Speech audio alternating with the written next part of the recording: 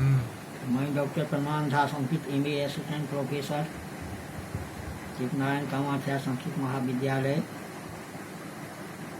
महरी मधुबनी। आज दिनांक 15 सितंबर 15/9/2020 ईस्वी। पाठ चल रहा है प्रिय छात्रों उपशास्त्री प्रथम वर्ष सामान्य संस्कृत हितोपदेश।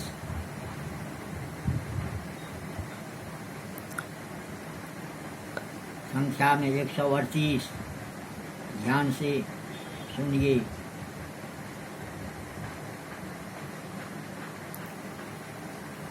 तेनाधीतं श्रुतं तेन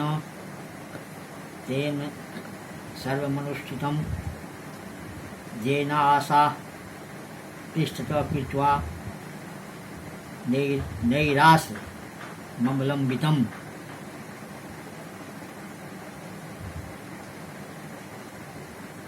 यहाँ तक तो पढ़ा चुके हैं, लेकिन येन आशा पृष्ठतः कृत्वा नैरास्यम् अविलंबितं तेन सर्वं बधितं सर्वं श्रुतं सर्वं अनुष्ठितं। कहता है जिसने आशा को पीछे रखकर यानी छोड़कर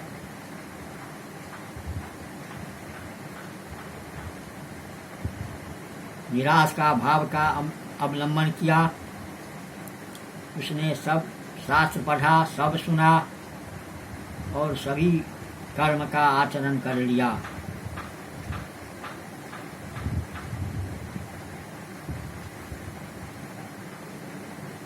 आगे अपि च प्रारंभ 139 श्लोक से प्रारंभ अपि च अस्य वितेश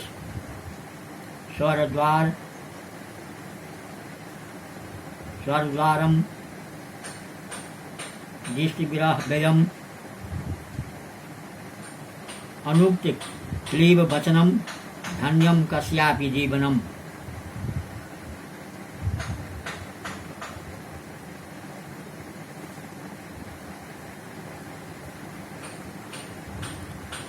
असेविते स्वर्द्वारम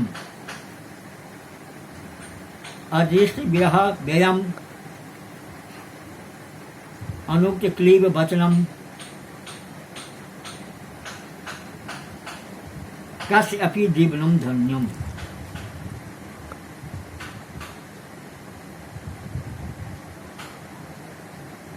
जिसने धनी मानी के द्वारा या धनी मानी के द्वार का दरवाजा का सेवन नहीं किया और कभी वियोग को दुख को नहीं देखा और दीन वचन नहीं कहा, ऐसा किसी बिरले पुरुष का ही जीवन भाग्य संपन्न होता है।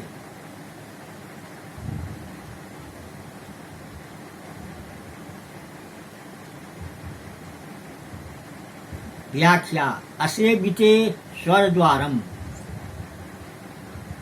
अनाश्रित धनी प्रतिहारम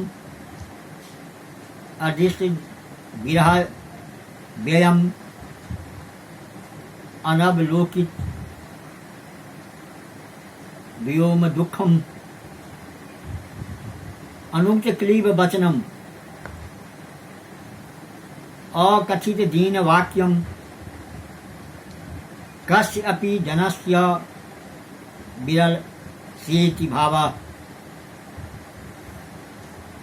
एतादृशं जीवनं प्राणधारणं धन्यं पुण्यसंपन्नं भवतीति शेख।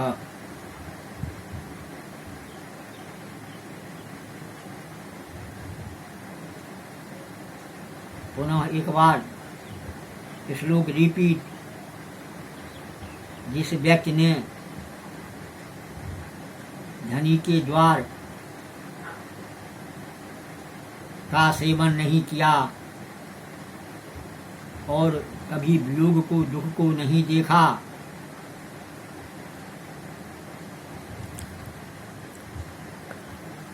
और दीन वचन नहीं कहा, ऐसे पुरुष बिरले ही है जो जीवन में भाग्य का संपन्न होता है। यतः श्लोक संख्या 140 यतः नो योजन शतम दूरम बाह्यम मानस्य तृष्णया संतुष्टस्य कर प्राप्ते अप्यर्थे भवति नादरः।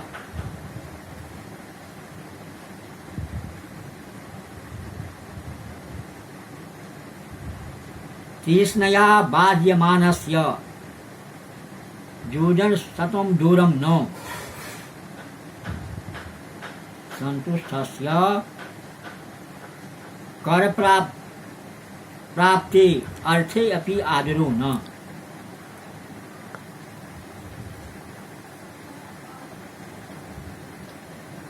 कहता है कि धन की तृष्णा से प्रेरित पुरुष के लिए 100 योजन भी दूर नहीं है, परंतु संतुष्ट को हाथ में मिले हुए द्रव्य में भी आदर नहीं होता है।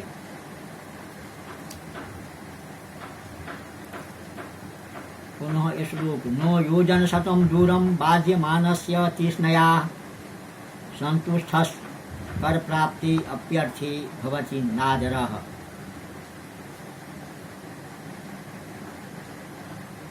पुनः अर्थ धन की तृष्णा से प्रेरित पुरुष के लिए 100 योजन भी दूर नहीं है, परंतु संतुष्ट को हाथ में मिले हुए द्रव्य में भी आदर नहीं होता।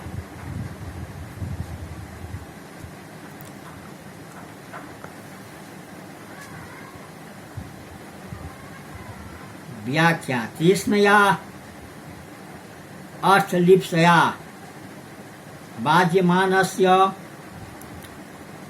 प्रेषमानस्य जनस्य योजन शतम शतयोजन परिच्छिन्नम स्थानम अपि दूरम न विप्रकुष्टम न एतद् वैपरीत्ये संतुष्टस्य संतोषयुक्तस्य अर्थतृष्णा रहिष्यत्येति भावः। कर प्राप्ते हस्ता साधिते अर्थे अपि द्रव्ये अपि आदरः सत्कार नो भवति।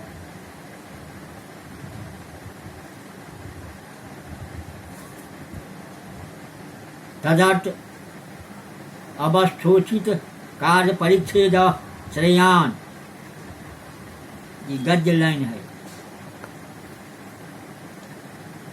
इस कारण से इस समय अपनी अवस्था के योग्य कार्य का निश्चय करना उचित है।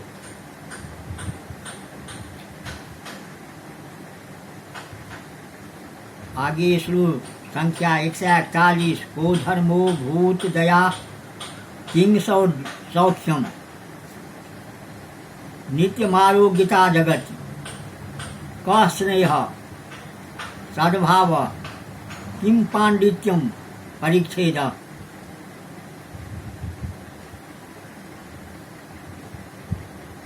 जगति धर्म कः भूत दया सौख्यम किम नित्यम आरोपिता स्नेह कः सद्भाव पांडित्यम किं परिच्छेद।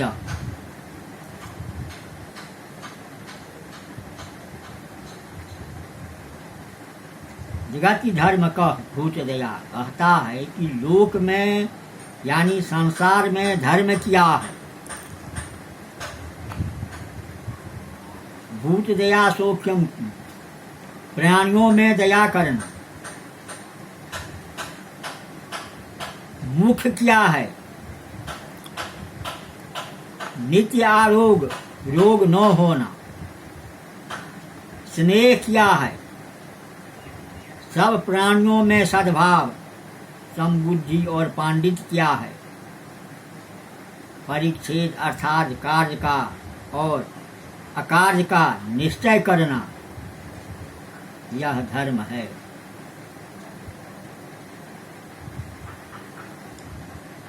संस्कृत व्याख्या इस प्रकार: जगति लोके संसारे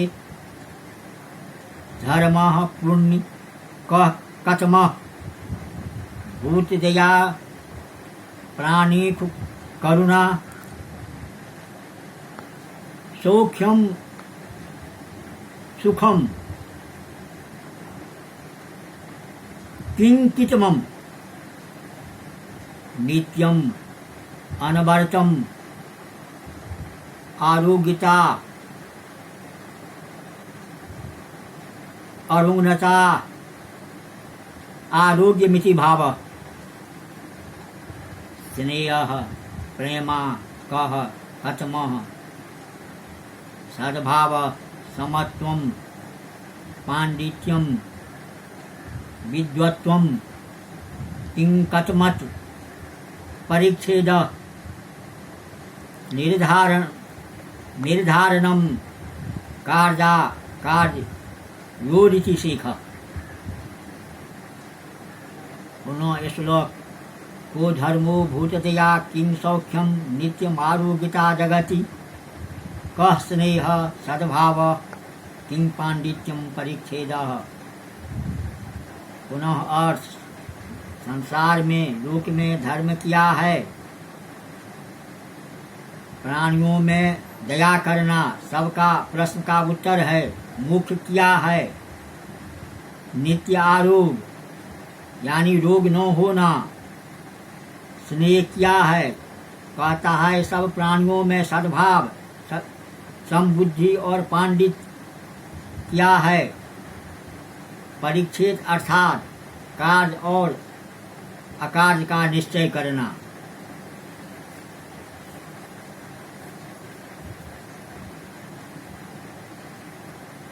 आगे श्लोक संख्या 142 तथा च परिच्छेदो हि पांडित्यम ददापन्ना विपत्तयः अपरिच्छेद कृतनाम विखदः स्युः पदे पदे।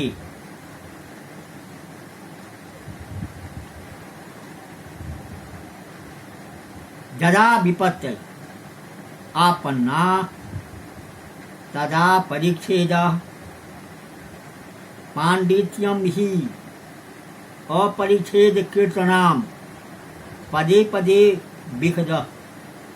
विपदः स्युः।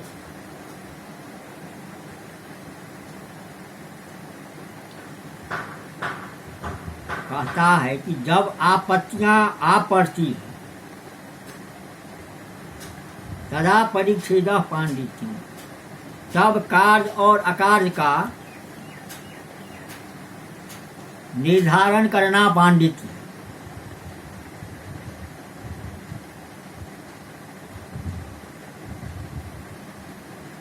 क्योंकि कार्य और अकार्य का निर्धारण न करने वाले को पग पग पर विपत्तियां आ पड़ती हैं।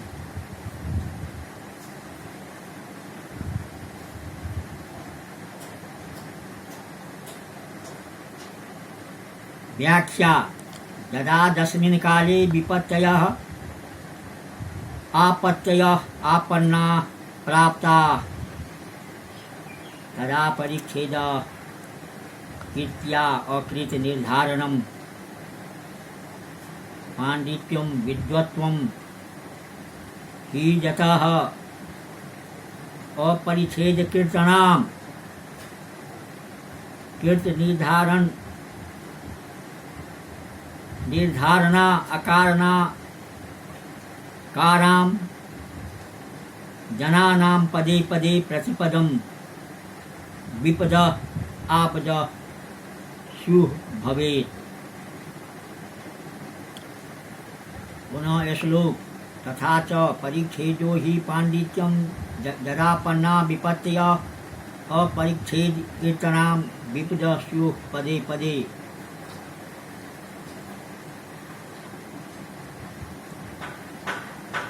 अर्थ रिपीट, जब आपत्तियां आ पड़ती हैं तब कार्य और अकार्य का निर्धारण करना पांडित्य है, क्योंकि कार्य और अकार्य का निर्धारण न करने वाले को पग पग पर विपत्तियां आ पड़ती है।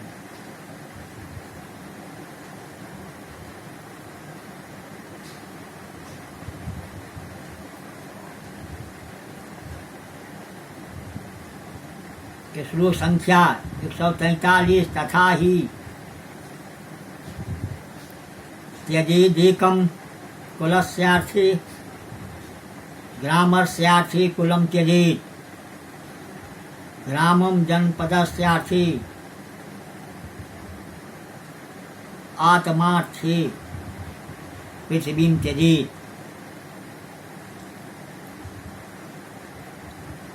कुलस्य अर्थे एकं त्यजेत्,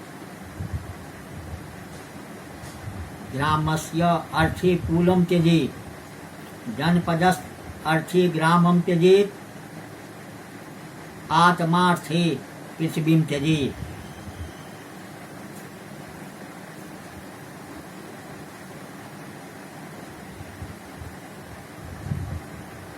कहता है कि एक व्यक्ति को छोड़ने पर वंश की भलाई हो तो उसको छोड़ दें,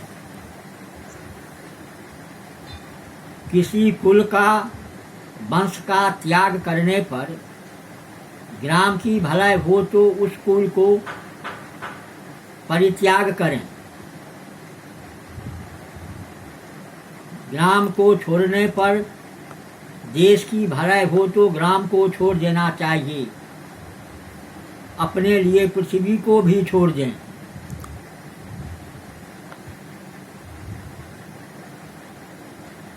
व्याख्या कुलस्य वंशस्य अर्थे प्रयोजने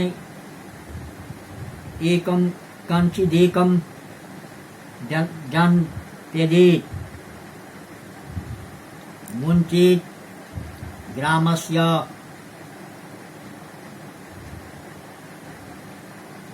सवस्थस् अर्थे प्रयोजने कुलं वंशं त्यजेत्, मुञ्चेत्, जनपदस्य देशस्य अर्थे प्रयोजने ग्रामं संवसथं त्यजेत्, मुञ्चेत्, आत्मार्थे स्वस्य कृते पृथ्वीं भूमिं अपि त्यजेत्, मुञ्चेत्। पुनः श्लोक त्यजेदेकं कुलस्यार्थे ग्रामस्यार्थे कुलं त्यजेत्, ग्रामं जनपदस्यार्थे आत्मार्थे पृथ्वीं त्यजेत्। पुनः श्लोक एक व्यक्ति को छोड़कर वंश की कुल की भलाई हो तो उसको छोड़ दें, किसी कुल का वंश का त्याग करने पर ग्राम की भलाई हो तो उस कुल को वंश को त्याग कर दें, ग्राम को छोड़ने पर देश की भलाई हो तो उस ग्राम को छोड़ देना चाहिए, अपने लिए भी पृथ्वी को छोड़ दें।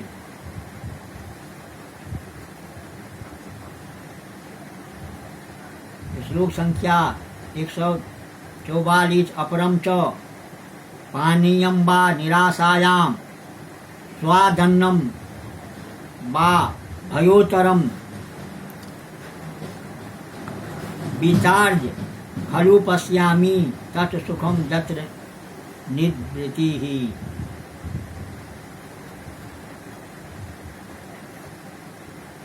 निरायासम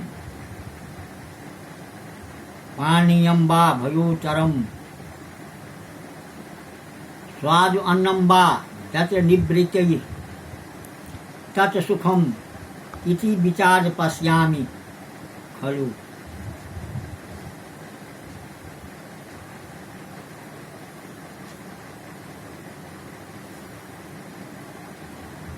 कहता है बिना आयास के जल व पीछे भय होने वाला अभीष्ट व मधुर अन्न हो, इनमें जिसमें चित्त को शांति हो, सुख हो, उस बात को विचार कर देखता हूँ।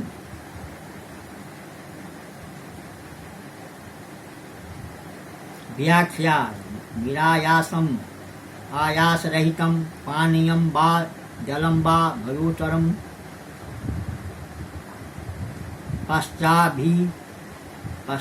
भी दियुक्तम स्वादम इष्टम मधुरम वा अन्नम वा भक्ष्य पदार्थो वा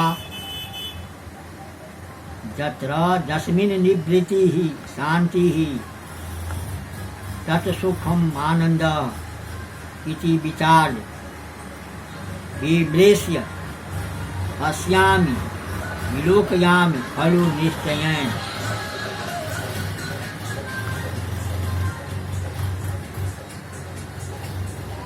पुनः श्लोक अपि च पानीयं वा निरायासां स्वादन्नं वा भयोतरं विचार्यं खलु पश्यामि तत्सुखं यत् निवृत्तः। बिना आयास के जल व पीछे भय होने वाला अभिष्ट व मधुर अन्न हो, तो इनमें जिसमें चित्त को शांति हो, सुख हो, इस बात को विचार कर देखता हूँ।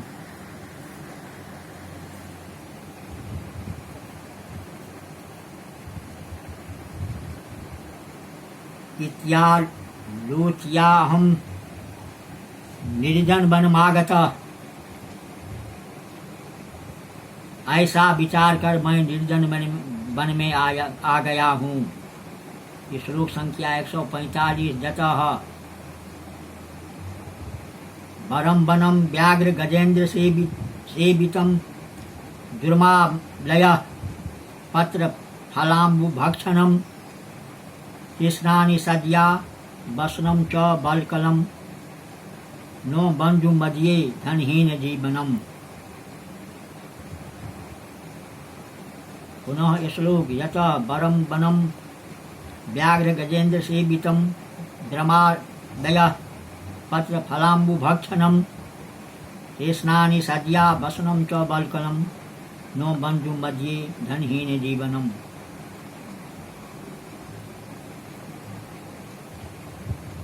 दुर्मालय पत्रफला अम्बुभक्षणम शेषनानि सद्या वसनम च बलकलम। एतादृशं व्याघ्र गजेन्द्र सेवितम वनम वरम बंधु मध्ये धनहीन जीवनम वरम न।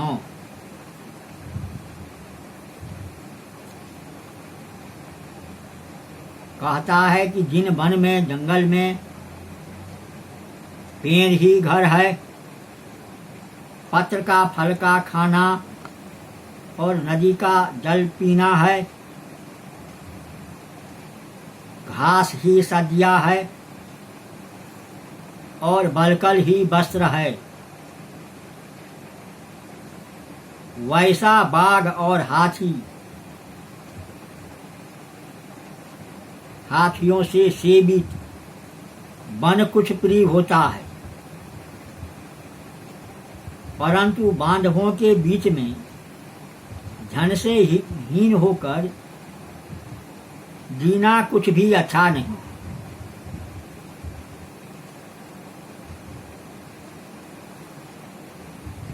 व्याख्या जत्र दुर्मालय वृक्ष एव गृहम पत्र फलाम्बु भक्षणम पर्णशस जल भोजनम जत्र च तृणानि सक्षपाणि सज्याशयन स्थानम वसनम च वस्त्रम च बाल्कनम वृक्षत्वक एतादृशम व्याघ्र गजेन्द्र सेवितम शार्दूल करीन्द्रास्थितम वनम अरण्यम वरम किंचित प्रियम परंतु बंधु मध्ये बांधव मध्ये धनहीन जीवनम निर्धन प्राण धारणम वरम न किंचिदपि प्रियम न।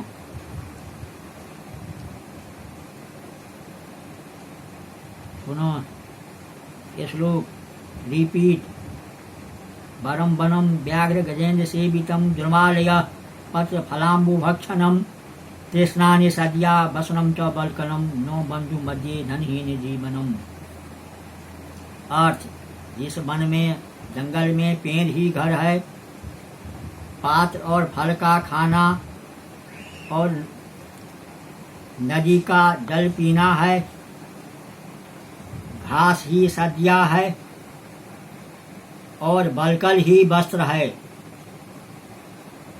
वैसा बाघ और हाथियों से सेवित वन कुछ प्रिय होता है, परंतु मित्र बांधवों की मध्य में बीच में धन से हीन होकर जीना कुछ भी अच्छा नहीं। छात्रों, सामान्य संस्कृत उपशास्त्री प्रथम वर्ष में श्लोक की संख्या 214 है। 145 पर आज ली गए हैं और बहुत प्रिय श्लोक वचन सब है, इसको देखना है।